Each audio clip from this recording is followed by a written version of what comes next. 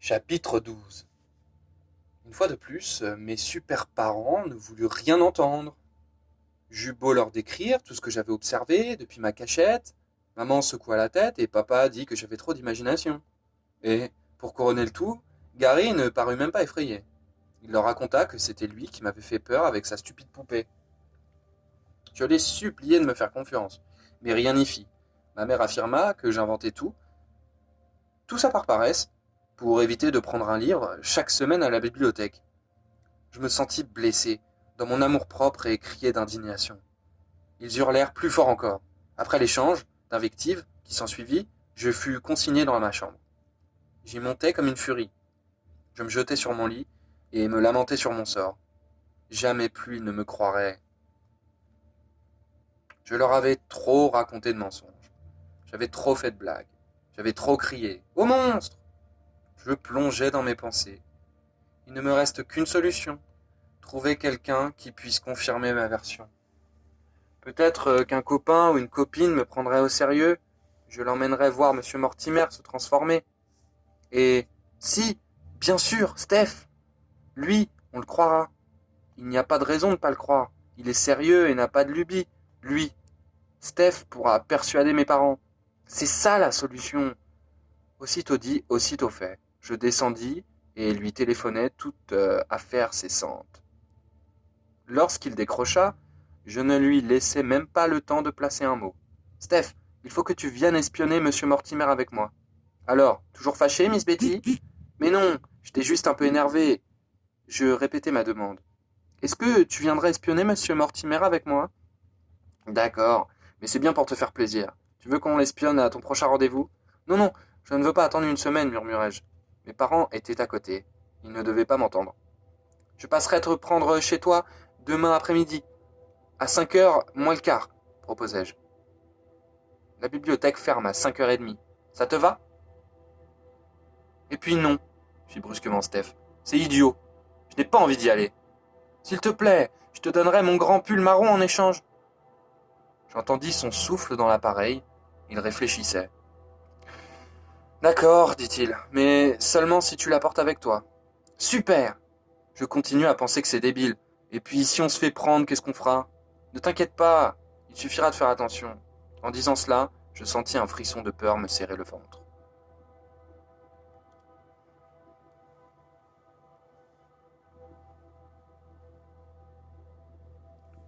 Chapitre 13.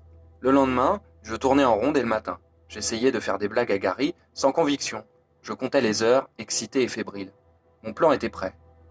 On se glissera dans la grande salle de lecture, sans que Monsieur Mortimer s'en rende compte. Puis on se cachera entre les étagères, comme je l'ai fait. Et quand il éteindra les lumières, on avancera à pas de loup sur le côté en prenant garde de bien rester dans l'ombre. Alors, on pourra l'observer et voir comment il se transforme. Une fois que nous l'aurons pris en flagrant délit, nous retournerons nous dissimuler dans le coin sombre jusqu'à ce qu'il s'en aille. Inutile de partir en courant cette fois. Lorsqu'il sera sorti, nous partirons doucement et nous raconterons tout à nos parents. Quoi de plus simple? Il suffisait d'y penser. J'étais tellement nerveuse que je n'arrivais chez Steph avec 5 minutes d'avance. Je sonnai plusieurs fois. Pas de réponse. Au bout de 30 secondes, son petit frère Bernard ouvrit la porte. Tu cherches Steph? Demanda-t-il en se grattant la poitrine. Il n'est pas là. Comment ça, il n'est pas là? J'en tombais presque à la renverse. Il est parti chez le dentiste. Il doit revenir vers 6 heures. Il ne t'en a pas parlé? Non, fis-je l'air sombre. J'avais rendez-vous avec lui, il sera trop tard. Il a dû oublier, c'est bien son genre d'ailleurs, il oublie toujours tout. Bon, eh ben merci. J'étais complètement désemparé. Je m'en allais en traînant les pieds. Quel sale traître ce Steph. Il m'avait mené en bateau. J'avais tant attendu cet instant. Je m'étais réjoui à l'idée de devenir une espionne. J'avais compté sur lui et cet imbécile se faisait tranquillement soigner les dents. Je souhaitais qu'il ait vraiment mal. Je donnais des coups de pied dans les cailloux du chemin en pensant à lui. Comme j'aurais aimé lui botter le derrière. Je retournai à la maison, en proie à de sinistres pensées. J'étais presque arrivé chez moi quand, soudain, une idée de génie me vint à l'esprit.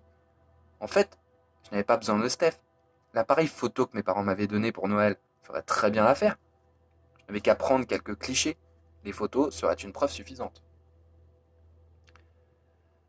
Ragaillardi, J'oubliais le traître et filai dans ma chambre. Je sortis mon appareil du placard. Il contenait déjà une pellicule, parce que je m'en étais servi lors de l'anniversaire de Gary 3 semaines auparavant. Il y avait encore 8 ou 9 photos, largement de quoi prendre Monsieur Mortimer sous ses plus horribles aspects. Je consultai la pendule. Il restait une demi-heure avant la fermeture. Ça va marcher, dis-je à haute voix en croisant les doigts. Je partis pour mon expédition réconforté. J'entrai dans la bibliothèque silencieusement et m'avançai sur la pointe des pieds vers la grande salle de lecture. J'avais choisi de me dissimuler au même endroit. Mais je me rendis vite compte que ce ne serait pas aussi simple que la dernière fois, car de nombreux enfants et parents feuilletaient des livres. Il y avait du monde partout autour des tables, entre les étagères, et ma cachette était inaccessible. 2 adultes en barraient l'accès, ouvrant et refermant les grands dictionnaires. Il ne me restait plus qu'à attendre le bon moment. Je fis donc semblant de consulter les piles de livres. De son côté, M. Mortimer, debout derrière sa table, vérifiait quelques ouvrages. Il les réservait à une jeune femme qui se tenait immobile devant son bureau. Il tournait les couvertures, tamponnait les cartes et lui ramenait un à un. Lui remettait un à un. Il était 5h10. La fermeture n'allait pas tarder. Je me faufilai le long du mur du fond, près du coin, le plus reculé. Je découvris une vieille armoire en bois, tout près du bureau de M. Mortimer. Elle contenait les fiches et les catalogues des éditeurs.